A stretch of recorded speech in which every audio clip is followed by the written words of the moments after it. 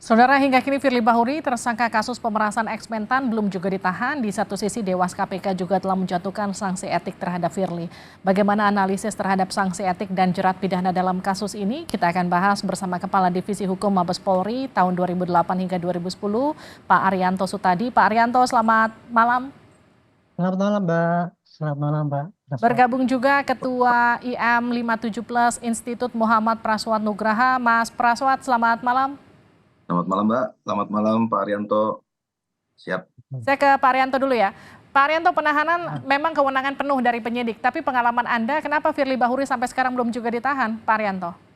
Ya, kalau saya melihat ini proses hukum, Polda Metro mencoba menerapkan profesionalisme yang paling tinggi ya, karena yang ditangani adalah seorang tokoh Polri. Nah, sedangkan di dalam ketentuan yang berlaku di dalam penyidikan itu, yang namanya penahanan itu hanya apabila ada kekhawatiran dari penyidik, apakah tersangka itu dikhawatirkan akan melarikan diri, atau mengulangi, atau menghilangkan, atau merusak barang bukti. Nah, tiga kekhawatiran itu kalau tidak ada, ya dia tidak harus menahan. Gitu. Karena bunyinya di situ hanya penahanan itu dapat dipisahkan, tidak wajib. Gitu. Beda ya dengan kalau ketentuan itu wajib, itu dilanggar berarti ada sanksinya. Kalau dapat itu pertimbangannya ada pure pada penyidik mengenai kekhawatiran ini sendiri. Ini aturan ini memang dibikin sesuai dengan perlindungan HAM ya, gitu jadi. Hanya sekarang karena kebetulan yang tersangkanya Pak Firly, kemudian orang kan membanding-bandingkan dengan orang biasa. Apalagi tadi Pak Yudi atau tadi. Kalau di KPK ini beda standarnya. Di sana kalau udah jadi tersangka, itu udah otomatis pasti ditahan tuh. Itu biasa yang dipakai di KPK. Tapi kalau untuk di polisi tidak. Saya sebagai penyidik lama itu ya, mau di tingkat Polres sampai di Polda sampai di Mabes, itu yang namanya penahanan itu melihat apa kita lah, feeling kita itu. Apakah kita khawatir apa tidak gitu. Pak Arianto, apakah ancaman hukuman di atas 5 tahun itu juga bisa jadi pertimbangan penyidik untuk menahan atau enggak? Ya, ancaman 5 tahun itu adalah persyaratan orang itu bisa ditahan apa tidak. Jadi walaupun kita itu misalkan kita khawatir mau lari ya, tapi kalau ancaman hukumannya di bawah 5 tahun, kita nggak bisa nahan. Kita hanya bisa menahan apabila ancaman hukumannya 5 tahun atau lebih. Atau pasal-pasal tertentu, misalnya pasal penipuan, pasal mengenai germo, mengenai apa penganiayaan dan sebagainya itu meskipun ancaman hukumannya kurang 5 tahun, penyidik dapat menahan. Gitu. Saya ke Mas Praswat. Mas Praswat, bagaimana melihat perjalanan kasus yang menyeret Firly ini? Apakah kemudian Anda melihat masih wajar untuk tidak ditahan sampai sekarang? Mestinya sih karena minggu lalu sudah dilakukan pelimpahan tahap 1 ya, Mbak ya. Jadi P19 sudah dimulai minggu lalu hari Jumat. Dan kemudian sudah dijawab juga oleh rekan-rekan kejaksaan, sudah dikembalikan berkasnya dan sudah diisi isian ada tuh P19 itu. Kalau kami dulu penyidik itu kan mengisi salah satunya mungkin ini Mbak ya, salah satunya ada bukti-bukti yang harus dipenuhi dan yang sudah pasti itu berkas perkara itu dilimpahkan tuh berikut tersangkanya. Itu yang sudah pasti. Jadi karena ini ancamannya di atas 5 tahun dan kemudian ini tindak pidana korupsi masuknya karena dia dijerat pakai Undang-Undang 3199/2021, pastinya pelimpahan berkas perkara, alat bukti, saksi, BAP dan lain-lain itu juga dilengkapi dengan si tersangka. Nah, mestinya hari ini ya Mbak ya, setelah proses pra peradilannya sudah selesai dan sudah dimenangkan oleh Polda Metro Jaya, juga aliran uangnya juga sudah dibuktikan di Praper, di PN Jaksel dan sudah lengkap semua dan sudah dinyatakan hakim bahwa alat-alat bukti yang disampaikan oleh teman-teman Polda Metro Jaya terkait aliran uang, terkait dengan bukti pertemuan, handphone, ponsel dan lain-lain yang sudah disita dan lain-lain, dan itu dinyatakan hakim cukup alat buktinya untuk dilanjutkan untuk dilaksanakan penyidikan, maka seharusnya hari ini pemeriksaan malam ini yang sampai sekarang belum keluar juga ya di Barreskrim, Pak Firly seharusnya ditahan. Itu dari segi sudut pandang subjektif maupun objektif sesuai dengan pasal 21 KUHP itu satu kan orang si penyidik itu akan melihat apakah orang tersebut akan melarikan diri, satu, kedua apakah dia akan merusak alat bukti, ketiga mengulangi perbuatan tindak pidananya. Kalau yang mengurangi perbuatan tindak pidananya karena sudah direkomendasikan pemecatan dari sidang Dewas tadi siang jam 11, itu saya pikir enggak, dan lagi pula sudah dinonaktifkan ya oleh Presiden.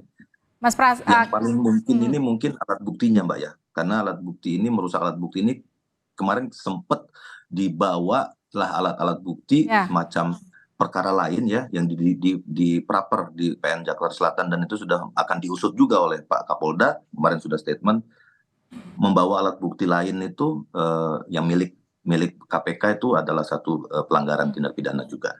Tuh. Bagaimana dengan analisis Mas Praswat, Pak Arianto? Ya, itu bisa saja analisis seperti itu ya. Tetapi hukum yang berlaku itu tidak ada yang namanya bunyinya harus ditahan itu. Ya tadi seperti kalau di KPK dia bisa dikatakan ini harus ditahan karena kebiasaan yang di sana. Karena kan sana kan KPK dulu kan ingin menimbulkan efek jerak pada pelaku dan sebagainya. Kalau di polisi ini ya yang namanya tindakan penyidikan profesional itu ya harus sesuai dengan ketentuan yang berlaku. Ketentuan yang berlaku itu hanya bunyinya hanya dalam hal penyidik itu khawatir itu lari atau mengulangi atau menghilangkan barang bukti, barulah dia menahan. Nah, dia tidak melakukan penahanan. Yang penting nanti gini aja, ketika berkas itu setelah oleh jaksa dinyatakan lengkap, nah barulah polisi itu harus menjamin tersangka, barang bukti dan berkas itu diserahkan ke kejaksaan. Itu ukurannya nanti di situ itu.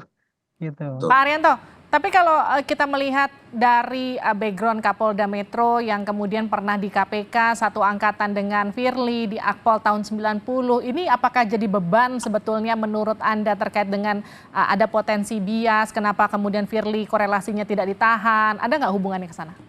Enggak, saya kira. Kan itu kalau seandainya ada korelasi, pasti Pak Firly tidak diproses sama Pak Kartono. Kan gitu. Ternyata kan sekarang sudah diproses secara profesional. Penyidiknya itu si Simanjuntak juga mengatakan betul-betul profesional, bisa diuji nanti secara transparan dan sebagainya. Ini sekarang ini tinggal membuktikan lah, kan udah mulai kelihatan ini. Dulu kan Pak Firly itu dituduh melakukan pelanggaran begini-begini kok dibiarkan kan gitu kan. Nah sekarang di Dewas sudah menjatuhkan. Nah ini sekarang tinggal Polda Metro nih. Serius apa enggak? Seriusnya adalah nanti menyerahkan berkas itu ke kejaksaan dan menyerahkan tersangka itu dan barang buktinya ke kejaksaan. Itu ukurannya itu. Jadi bukan ditahan apa tidak ditahan ukuran. Mas Praswat, bisa nggak kemudian kasus ini Anda lihat akan diusut secara terang benderang, secara transparan, sehingga kemudian masyarakat bisa yakin bahwa pengusutan kasus ini bisa clear begitu?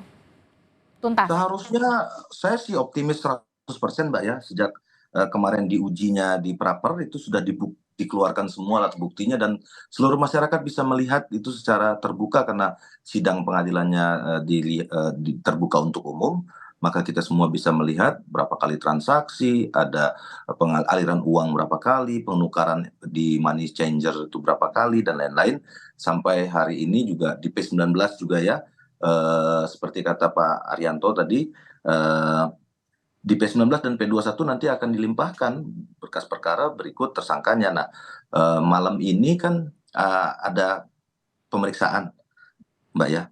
Saya sih optimis 100%. Saya yakin malam ini memang setelah pemeriksaan ini akan ditutup dengan proses penahanan. Sebagaimana catatan-catatan di P19 harusnya ya. Kalau sudah P19 itu mestinya permintaan jaksa itu harus lengkap berkas perkara dan si tersangkanya, karena nanti jika dilimpahkan tanpa tersangka itu nanti akan kembali lagi catatannya P19 tidak lengkap berkas perkaranya. Itu Mbak. Kalau Anda yakin bahwa akan ada penahanan, tapi kalau kita lihat statement dari kuasa hukum Firly yang optimis sekali bahwa tidak akan ada penahanan, menurut Anda apa unsur yang membuat beliau optimis? Ya, tadi saudara PH tadi kan sempat mengatakan bahwa kooperatif, tapi juga kita harus ingat bahwa sprint membawa saja sudah disiapkan oleh Pak Kapolda Metro Jaya ya pada kesempatan yang lalu, dan itu sudah disampaikan sama dia.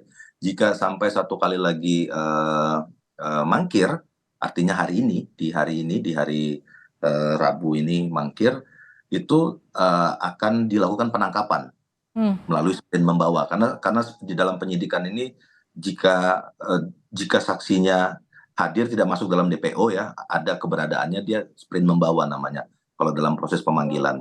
Bukan kalau misalnya dia melakukan buronan dan melarikan diri, jadinya sprint penangkapan. Nah, sprint membawa ini adalah pro justisia, sifatnya memaksa, dan Pak Kapolda sudah menyatakan minggu lalu, Bang Karyoto sudah sampaikan bahwa jika tidak datang di hari ini, di hari Rabu ini, maka sudah disiapkan sprint membawa. Artinya kan hari ini kooperatifnya saudara Firly Bahuri itu bukan karena memang goodwill, secara kooperatif, normatif, tapi kooperatif karena memang sudah disiapkan surat perintah membawanya, surat penangkapannya sudah disiapkan, jadi tidak ada pilihan lain, Mbak. Memang harus hari ini harus datang, dan menurut saya jika memang ini sesuai dengan prinsip asas penyelesaian hukum ya, cepat, murah, biaya murah, dan sederhana, itu harusnya segera mungkin dilakukan penahanan, lalu pelimpahan P21, maka dalam 14 hari ke depan kita bisa memulai proses persidangan. Terima kasih Mas Pras, terima kasih Pak Arianto. Kita akan nantikan sudah 8 jam lebih kurang lebih diperiksa, apa hasilnya nanti, apakah kemudian nanti akan ditahan ataukah tidak. Kita akan update nanti. Terima kasih Bapak-Bapak sudah bergabung di Sapa Indonesia Malam, sehat-sehat selalu. Malam.